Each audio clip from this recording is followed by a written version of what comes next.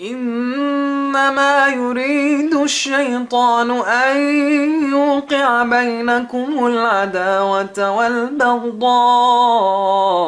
في الخمر والميسر ويصدكم عن ذكر الله وعن الصلاة فهل أنتم منتهون. Bismillah, assalamu alaikum. In the name of God I begin, and may peace be upon you. Now, if alcohol were discovered today, it would be classified as a drug and restricted. And this is according to Professor David Nutt, the chair of the UK Committee on the Misuse of Drugs. Now, why would he say something like that? Because he knows that alcohol is a major problem in society. Recently there was a paper published which said that alcohol is the worst drug. The worst drug when you take its individual effect on a person and the societal effect. So the effect on families, the effect on loved ones, the effect on people coming out of a party and throwing over cars and breaking them. The worst one overall, when looked at from these 2 points, was alcohol. Worse than crack, worse than heroin, worse than marijuana, worse than mush. The list goes on and on. And you can find this paper published in The Lancet from the UK. Now, talking about alcohol, a lot of us know alcohol is bad, right? Alcohol, yeah, he's an alcoholic, he drinks too much, and well, he's a nice guy, but he's got a few problems, right? Anyway, looking at some health problems to alcohol, there's someone called Dr. Naomi Allen in the UK, and she published a paper a short time ago, basically, which has shown that using 1.3 million women, low to moderate alcohol use increased certain types of cancer. Of course, all of us in general, as long as it's beneficial for us to live in this life, we ask God that God lets us live that long, certainly. So plenty of people want to live a long time. So alcohol is not going to help you in regards to certain types of cancers for women.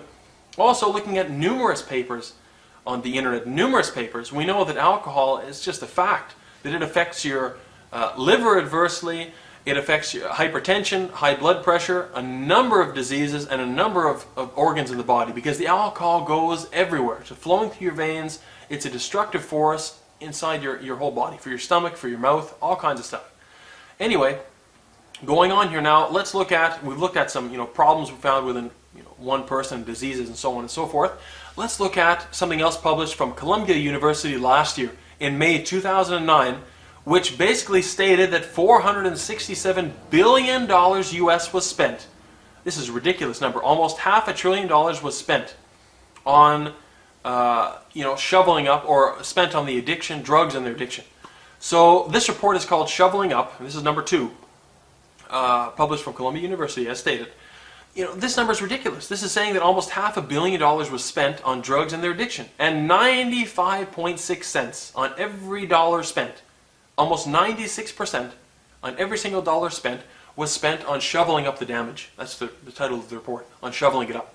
So all the guys are in the stadium, watching the football game, they're all getting loaded, drinking as much as they can, and their team loses. So what do? They get angry. They're drunk, they're angry, they walk outside, they flip over cars, they break into stores, they start fires and loot places. It's ridiculous. What does the guy do when he's loaded drunk from the same place, or when he leaves the bar, or when he takes one more for the road, as that disgusting saying goes? The guy drives home, gets in an accident, kills himself and another family. Terrible, terrible situation, terrible way to die. Or he goes home and breaks into his house, can't open the door, breaks the lock, and maybe sometimes, he goes mentally crazy, he kills his wife and his kids, right? So these things are terrible, detrimental effects on society, this alcohol, right? And this report goes on to show that, This is terrible. Imagine if $500 billion was spent on feeding all the needy people in the world, or, stopping, just spending it on learning about addiction and how to stop addiction. Interestingly enough, less than 2% of all this money, less than 2% was spent, less than 2%, on the addiction itself, on learning about why people become addicted, and so on and so forth. Actually, it was less than $2 billion, I should say, which is even less than 1%. So this is ridiculous, And they spent a few $1 billion on researching drugs which come from alcohol and tobacco and other things, but they spent the majority of that money, 96% of $467.7 billion, cleaning up the damage due to people using drugs and also the consequences. So, these things aren't recent findings. And in the last 2 years, they haven't found, okay, alcohol is a problem. This goes back a long time. But we're going to look now at a report in 1973. The National Commission on Marijuana Use found that alcohol was a dangerous drug like any other.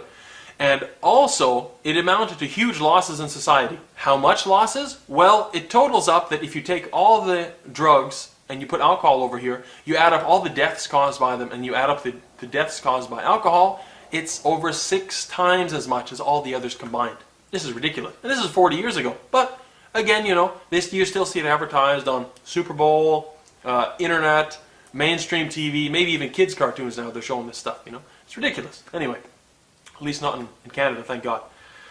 Now, there's plenty of other things too. There are other reports talking about binge drinking in schools, whether it's high school or university, and an increase of physical and sexual assaults on those 2 places, which was directly linked to alcohol consumption. So, this is a terrible evil, terrible bane in society. We've seen that from a number of papers, a number of sources. We know it's a problem.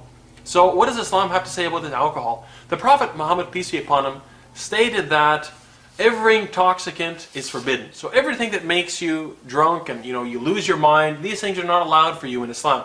And Allah, God, revealed in the Quran, and this is of course the English translation, in chapter number 5, verse 91, Satan only wants to excite enmity and hatred between you with intoxicants and gambling, and hinder people from the remembrance of Allah and from prayer. So will you not then abstain? When will you stop? This is a problem for you, your life, for your family, for your work, for everything.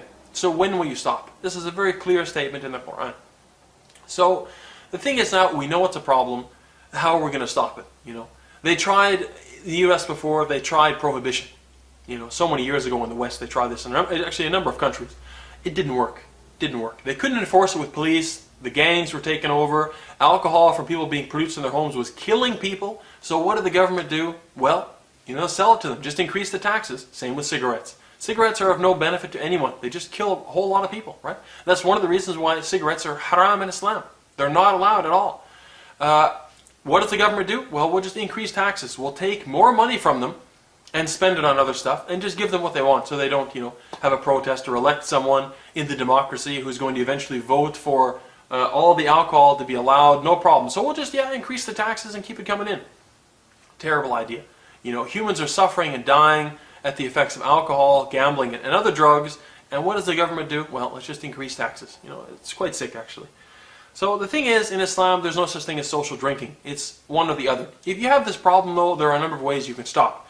And there's a famous program, actually, in the West with Alcoholics Anonymous. What's the first step in that program? Is realizing you have a problem and you do not have the power to stop yourself from doing it. Second step is you find a God, and I'm saying a God to do that for you, because in this program, you can choose anything. Maybe your motorcycle gives you the power and ability to stop. Maybe your wife does. Maybe it's your dog or your cat. But if we look at this from an Islamic point of view, the first thing is that there is only one God who can help you through this.